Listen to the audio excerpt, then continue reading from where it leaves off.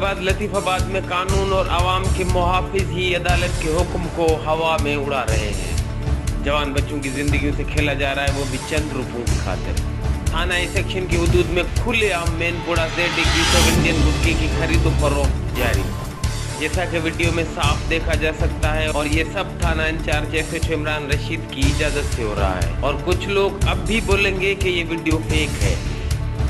एक हफ्ते के 7 से 8 लाख रुपए भत्ता लेते हैं, जिसमें शराब, चरस, मैनपुरी, गुटखा, हेरोइन जैसी मनशियात की खरीदो फरोख्त कर सकते हैं बिना किसी डर के।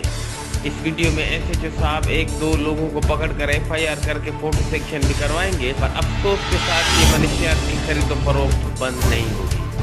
खुदारा इस जहर से जवान नस्ल को तबाह ना करें। हमारी हुकूमत वक्त SSP Hyderabad, DIG Hyderabad, RPO साहब समेत तमाम आला हुकाम से दर्दमंदाना अपील है कि इस मामले पर फिलफौर कार्रवाई की जाए।